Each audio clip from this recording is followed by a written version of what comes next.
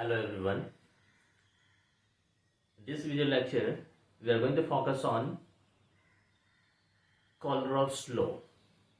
Though we have discussed the conduction in solution, that is electrolytic conductions, factors affecting electrolytic conductions, and how this electrolytic conduction varies with concentration, what are the different terms involved in this electrolytic conduction.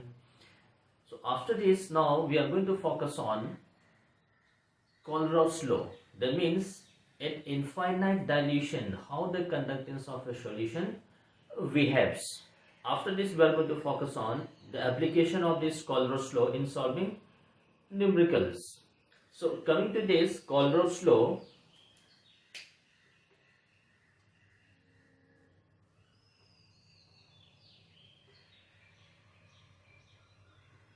Colroth's law.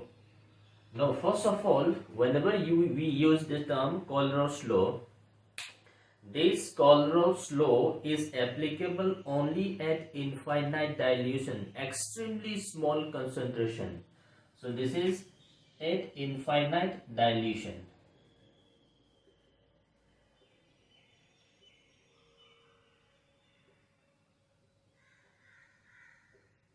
So statement or this Colroth's law says at infinite dilution, the conductance of a solution of strong electrolyte. So I repeat again, at infinite dilution, the conductance of a strong electrolytic solution is equals to the summation of the conductance of the cations and anions multiplied by the stoichiometric coefficients in the formula. That means at infinite dilution, the total conductance of a strong electrolytic solution is equals to the summation of the conductance of the cations and anions given by one formula unit.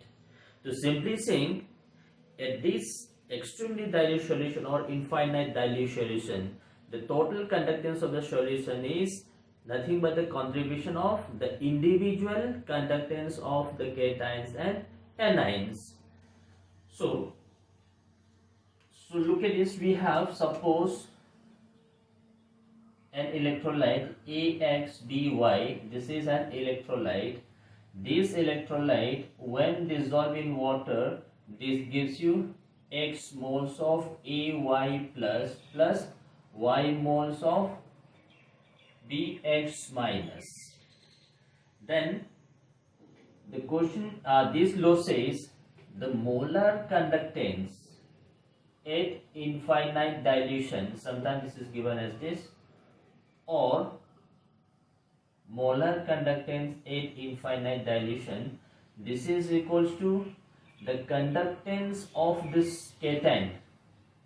This is the conductance of cation at infinite dilution multiplied by stoichiometric coefficient in the formula unit, that is X times the conductance at infinite dilution of the cation plus Y times the conductance at infinite dilution of the anion. So this is what we call as Colroth's law. So at infinite dilution, total conductance is the contribution of summation of the contributions of the cations and anions given by one formula units. So that means this is the conductance of the cation, this is conductance of anion at infinite dilution. So now look at this example. Suppose, look at this, we have this molar conductance. If this is the molar conductance, then the equivalent conductance at infinite dilution will be simply equals to the conductance at infinite dilution of the cations. This is molar conductance, this is equivalent conductance of cation plus equivalent conductance of anion. So look at this, see the difference.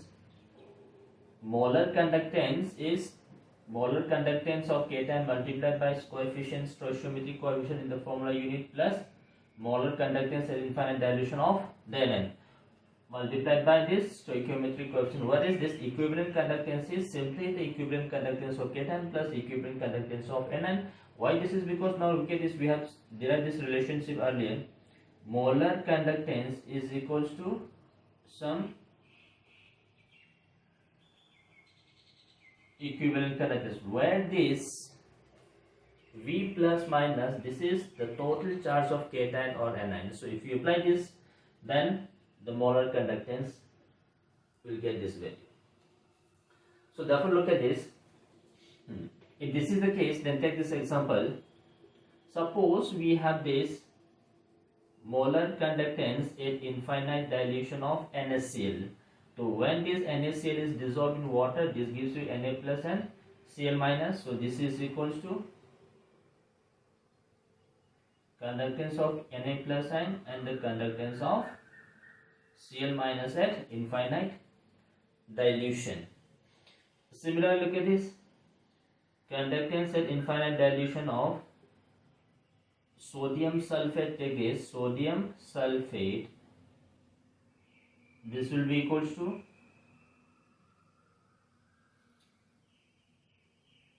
conductance of sodium ion. So 1 mole of sodium sulfate will give you 2 sodium ions, so multiplied by 2n, plus conductance at infinite dilution of sulfate ion. Whereas for the same equivalent conductance of this Na2SO4 will be equivalent conductance of cation plus equivalent conductance of Na. Similarly, molar conductance and infinite dilution of magnesium sulfate, suppose this is magnesium sulfate, so this will be equals to molar conductance of magnesium ion, because 1 mole of magnesium sulfate gives you 1 mole cation and 1 mole anion, plus conductance of sulfate. So simply this is what we call as infinite dilution. The total conductance of a solution is simply the contribution of individual cations and anions. So one thing that we have to keep in mind is this is applicable only at infinite dilution, because for a weak electrolyte we cannot use this at infinite dilution, because I have shown you the graph earlier. At infinite dilution, even the graph for a weak electrolyte does not touch the conductance axis, whereas for a strong electrolyte this always meets at the conductance axis, that is y axis. Now after this, now let's see the application of this Colruy's law.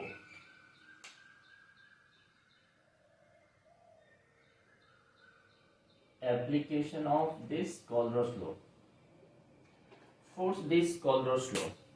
Now this Colruy's law can be used to define the conductance at infinite dilution of a weak electrolyte by use of strong electrolyte.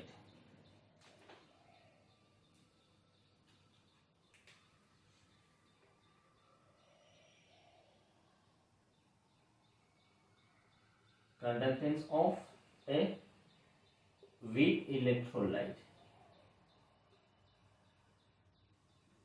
Suppose, I'll show you the example here. Now we want to find the conductance of water. Water is a very weak electrolyte. How to use this?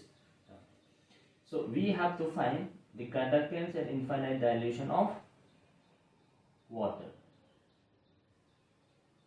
Now to define this conductance, what we have to do is, if water undergoes ionization, this gives you H plus ion, OH minus ion. So therefore this conductance at infinite dilution of water will be equals to the conductance at infinite dilution of H plus ion plus conductance at infinite dilution of OH minus ion. Suppose this is, suppose we have to develop this equation.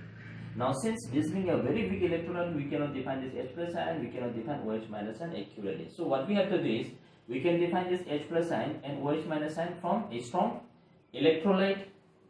So now look at this. So we are given the values of strong electrolyte, that is, suppose we have HCl,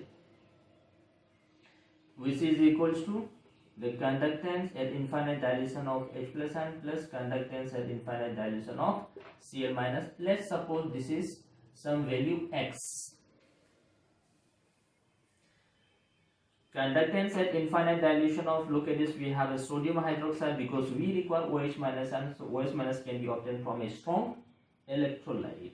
So we have, look at this, this is conductance at infinite dilution of sodium ion plus conductance at infinite dilution of OH minus, and let's suppose this is Y. Now we have also given this value, conductance at infinite dilution of NaCl, which is again a strong electrolyte, so this can be given as conductance at infinite dilution of Na plus plus conductance at infinite dilution of Cl minus. Let's suppose this is Z. So suppose this is equation B, this is equation C, equation D. Now by use of this conductance of strong electrolytes, we have to develop this equation A. Now look at this, we require H plus ion, so H plus ion can be obtained from equation B. So now look at this equation B, from this we'll get H plus ion. Now we also require OH minus ion, so OH minus ion can be obtained from equation B, that is conductance of sodium hydroxide, so plus equation C. Now when we add this B and C, we get H plus and OH minus ion. Along with this H plus and OH minus ion, we also have Na plus and Cl minus, but we don't require this Na plus and Cl minus. So what we have to do is we have to remove Na plus and Cl minus. To remove this Na plus and Cl minus, we have to subtract this conductance and infinite dilution of sodium chloride. Then this will be equals to equation A. So therefore look at this, conductance at infinite dilution of H2O, that is equation A, will be equals to conductance and infinite dilution of B, that is HCl plus C. C is sodium hydroxide minus, that is sodium chloride. So therefore this value, that is conductance at infinite dilution of weak electrolyte water, which is equals to HCl. HCl is X, NaOH is Y, NaCl is Z. So we have this. So by use of this, we can define the conductance and infinite dilution of a weak electrolyte by use of a strong electrolyte. I'll give you one more example here.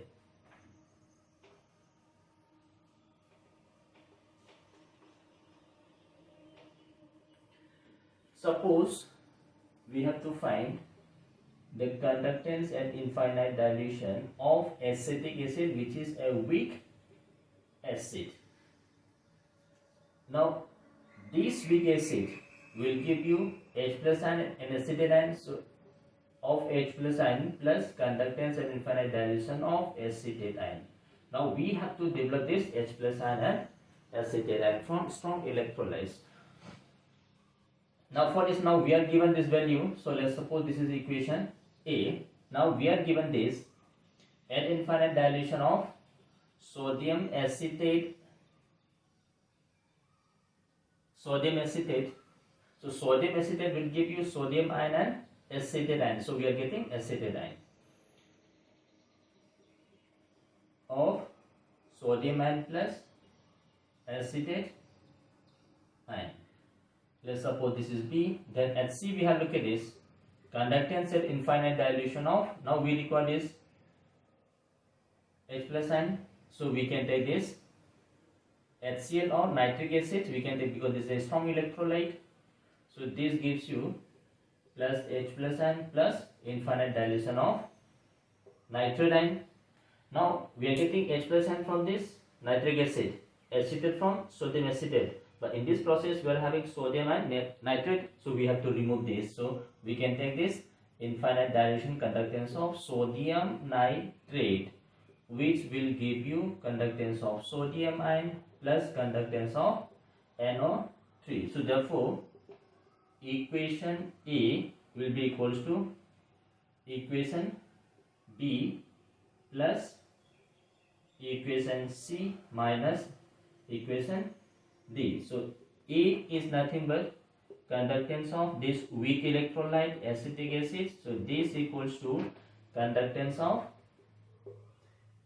sodium acetate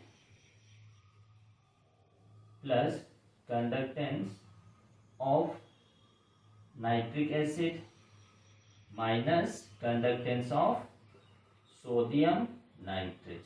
So by use of this we can easily define the conductance at infinite dilution of any weak electrolyte. So this is one of the most important application of this Kohlrausch law. So we can define for every weak electrolyte by use of strong electrolytes. First,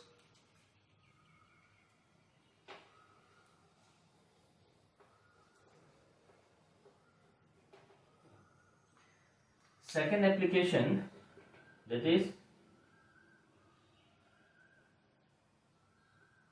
calculation of degree of dissociation.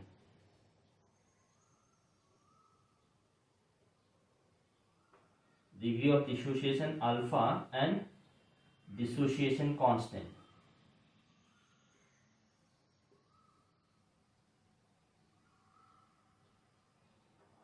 Kd or Ka of a weak electrolyte.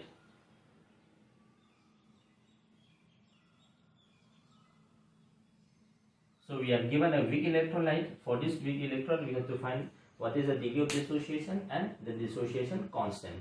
Now this degree of dissociation alpha of a weak electrolyte, look at this, alpha, degree of dissociation of a weak electrolyte can also be measured in terms of the conductance values. So this value is equals to molar conductance at a given concentration divided by molar conductance at infinite dilution. So conductance of an electrolytic solution at any given concentration divided by conductance at infinite dilution. This ratio is defined as alpha. Molar conductance at a given concentration. This is an infinite dilution. So this is alpha. Once we have this alpha, we can define this weak electrolyte. Suppose look at this, take this case. That is formic acid. Now this formic acid ionized to give you H plus and plus CHOO minus. Now when the system reaches equilibrium state, so at equilibrium, suppose this is the concentration, C is the initial concentration, this is degree of dissociation, 1 mole gives you 1 mole, so we have C alpha, we have C alpha. So therefore dissociation constant Ka is equals to concentration of H plus ion, concentration of formic ion divided by concentration of unionized acid left at equilibrium. So this equals to C alpha whole square divided by C 1 minus alpha. So therefore which is equals to C alpha square by 1 minus alpha. Now look at this, alpha is equals to lambda C by lambda naught. So we have this alpha value where C is the initial concentration, so we can easily define Ka.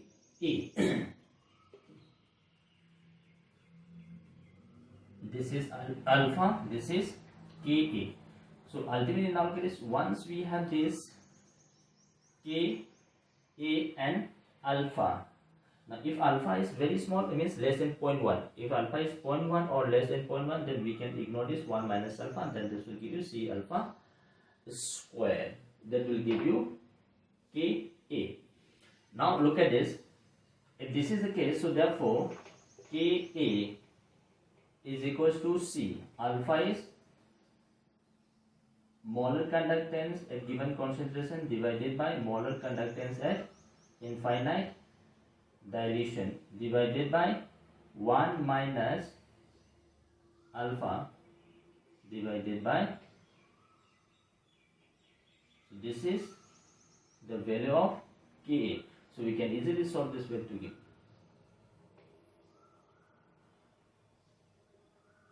Now once we have this, we can also define the pH.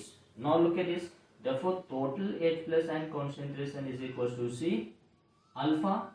So once we have this alpha, now look at this. Alpha is lambda C divided by lambda naught. So from this H plus ion we can define the pH. So pH is negative logarithm of the H plus ion concentration.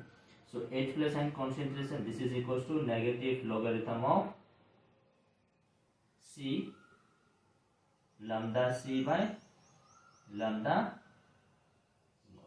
So this is how we define degree of dissociation. From this we define this dissociation constant, and we can also define the pH of the solution. So I am giving this is forming a say we can take any weak electrolyte. For any weak electrolyte we can easily define dissociation constant from conductance measurement, because alpha is defined in terms of ratio of the conductance of the solution at a given concentration divided by an infinite dilution. So this is second application of Colroyd's law. Now the next application of this Colroyd's law is calculation of the solubility and solubility product of a weak electrolyte.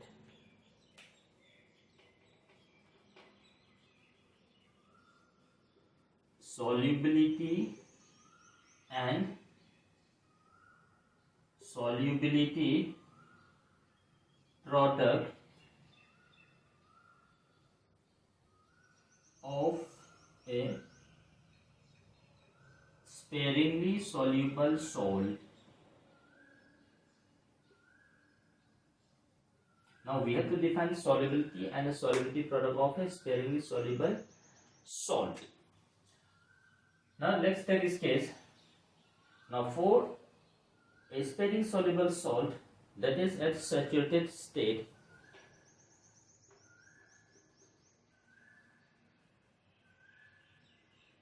for a saturated solution, because we are dealing with solubility, solubility is defined only for a saturated solution of sparingly soluble salt. So for a saturated solution, this molar conductance at infinite dilution of a sparingly soluble salt at infinite dilution is equals to molar conductance at given concentration under saturated state.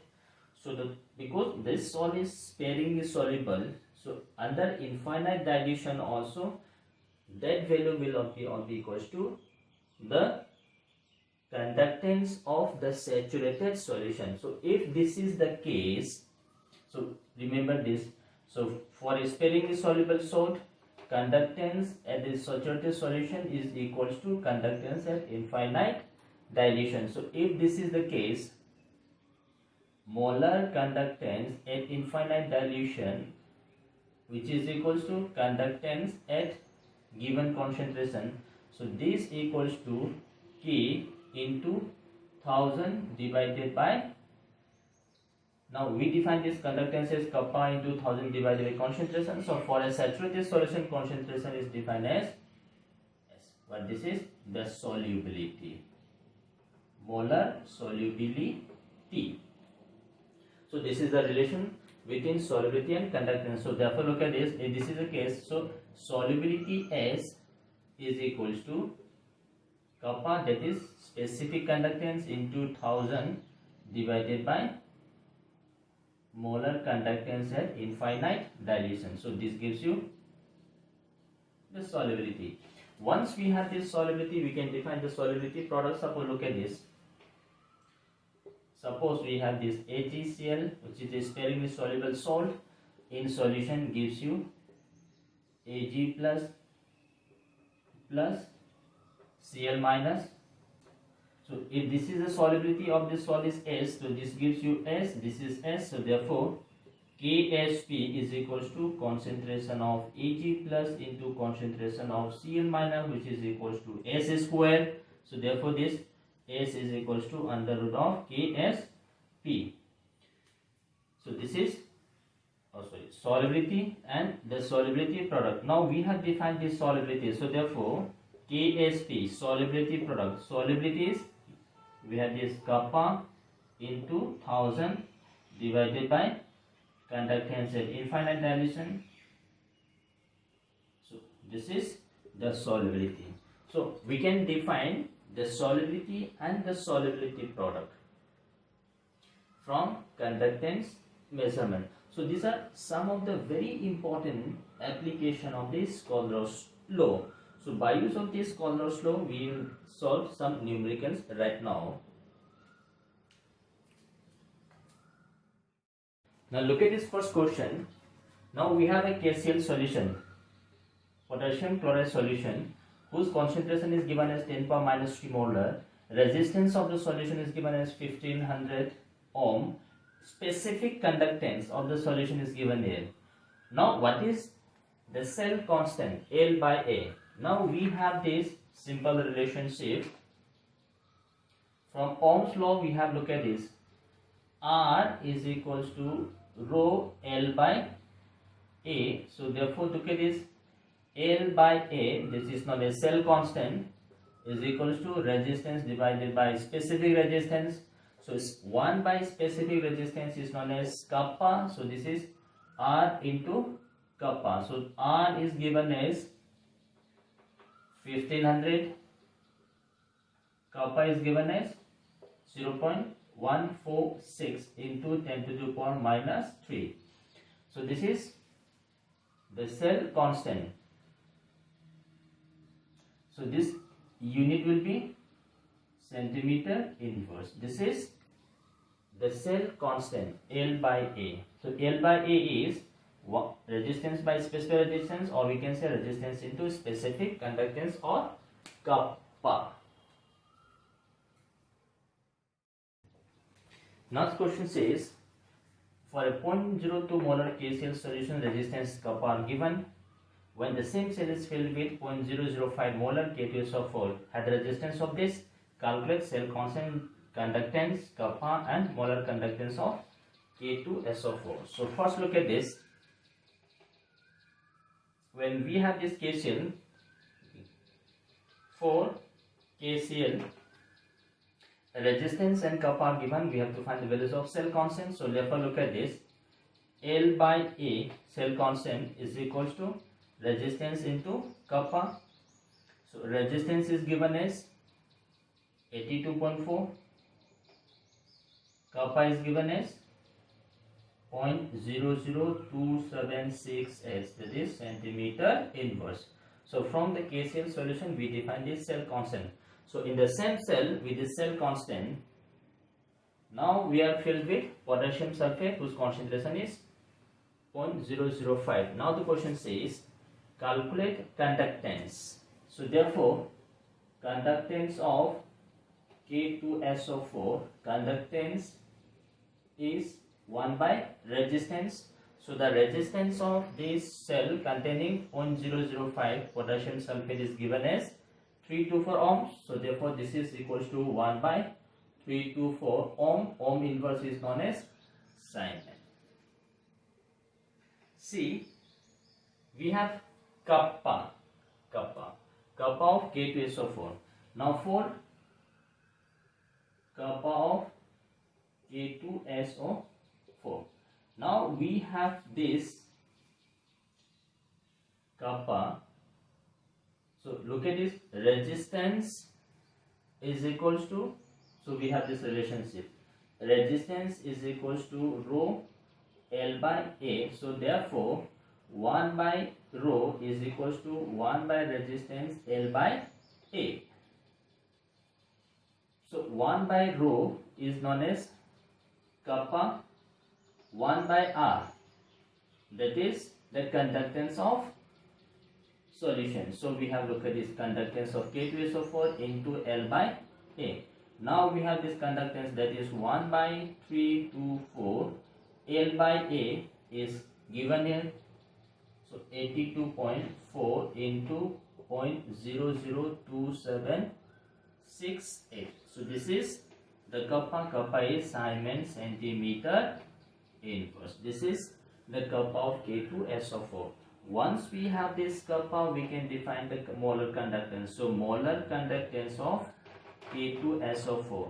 Now this molar conductance is equals to kappa into 1000 divided by concentration in terms of molarity. So we have this kappa here. So kappa is 82.4 into 0.002768 into 1000 divided by 324 into concentration, that is 5 into 10 to the power minus 3. So this is molar conductance. So unit is Simon centimeter square per. So this is how we define the various values from the cell constant values. Now next question says we have a KCl solution whose concentration is 0.2 molar. Specific conductance is given as. Now find the molar conductance. So question says conductance and specific conductance and concentration given. We have to find the molar conductance. So now we have this relationship: molar conductance at a given concentration is equal to specific conductance into 1000 divided by concentration. So we have to look at this. Specific conductance is 0.0248 into 1000 divided by 0.2. So we can say this is 248 divided by 2, that is 124 Simon centimeter square per mole. So this is simply formula based. Now look at this next question. We have given a formic acid solution whose concentration is this. Molar conductance of this solution at this given concentration is given. Conductance and infinite dilation of H plus and formation given. What is the value of alpha, degree of dissociation, and this dissociation constant? Now we have just shown that alpha is molar conductance at a given concentration divided by molar conductance under infinite dilution. So molar conductance at given concentration divided by infinite dilution. Look at this formic acid. This gives you formate ion plus H plus N. So this infinite dilution conductance is equals to conductance and infinite dilution of formate plus conductance and infinite dilution of H plus N.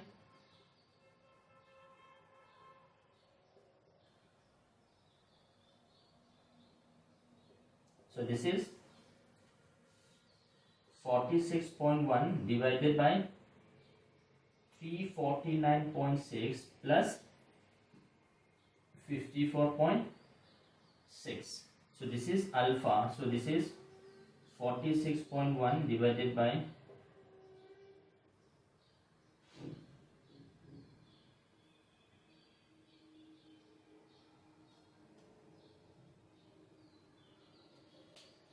'So this is the value of alpha, 461 divided by 4042. So this is alpha. Once we have this alpha, for this formic acid solution, I have just shown you earlier, this gives you H plus ion plus formate ion. So if this is the equilibrium concentrations, then Ka is equals to C alpha square divided by 1 minus alpha. Now C is already given here, 0.025. So 0.025, this is the alpha, divided by 1 minus alpha. We have the values of alpha. Use the values of alpha here to get the values of dissociation constant of this weak electrolyte. Now look at this next problem. We are given acetic acid solution, concentration, kappa, and conductance at infinite dilution is given. We have to find conductance of the solution at this given concentration and Ka, dissociation constant. So now look at it. First we have to define this conductance at the given concentration. So conductance at the given concentration is kappa into 1000 divided by given concentration. So we have this kappa 7.896 into 10 to the power minus 5 into 1000 10 to the power 3 divided by concentration, that is 0.00241. So this gives you the values of kappa conductance at a given concentration. Now conductance at infinite dilution is given. Now we have to find K. So therefore look at this. Before this we have to find the value of alpha. So alpha is conductance at the given concentration divided by conductance at infinite dilution. So let's suppose this value is some x. So we have look at this is x divided by infinite dilution is 390.5. So this gives you alpha. Once we have this alpha, we can define Ka. Now look at this acid, weak acid, this undergoes partial dissociation to give you acetate plus H plus ion. Now when the system reaches equilibrium, this is the equilibrium concentration.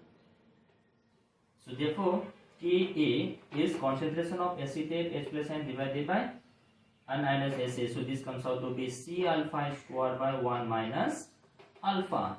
Now C is given here. We have this alpha here.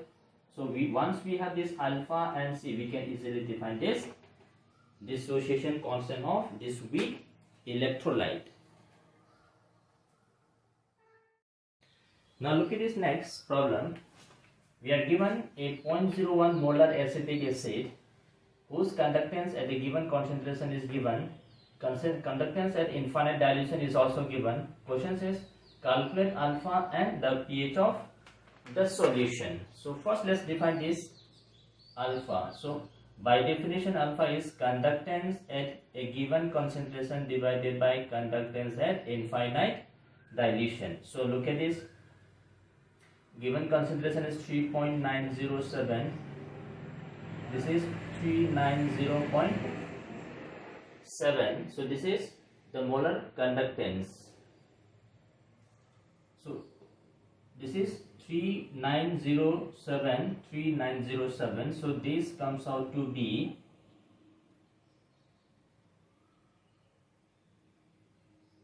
10 to the power minus 1.1.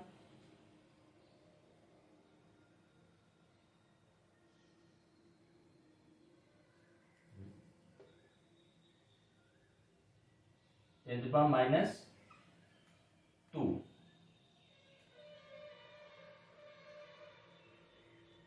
So this is alpha. Then we have to find the pH. Now look at this. We have this acetic acid solution. So for this acetic acid solution, look at this. Concentration of H plus ion is C alpha. So therefore H plus ion concentration is equals to C alpha. Now C is given here, alpha is here. So therefore C is 10 power minus 2. Alpha is 10 power minus 2. So this is equals to 10 to the power minus 4. So therefore pH is equals to negative logarithm of H plus ion, which is equals to negative logarithm of 10 to the power minus 4. So this is equals to pH, because log 10 is equals to 4. So this is the pH of the solution.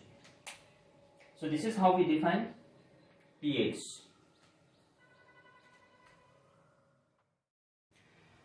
Now look at this problem. We have a saturated solution of AgBr with kappa given. If infinite dilution of conductance and infinite dilution of Ag plus Br minus are given, calculate solubility and the solubility product of the sparingly soluble salt AgBr. So first we have to define solubility, then we have to define KSP. Now we have just seen earlier, for a saturated solution or of a weak partially soluble salt, this molar conductance at infinite dilution is equals to kappa into 1000 divided by solubility. So therefore solubility is equals to kappa into 1000 divided by this value. So we have this kappa into 1000.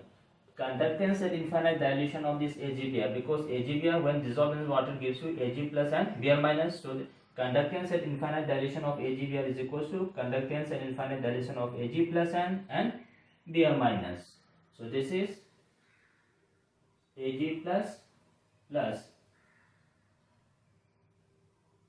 Br minus. So therefore this equals to kappa is given as 8.5 into 10 to the power minus 7 into 1000 divided by conductance of Ag plus n is 62 and that of Br minus is 78. So this equals to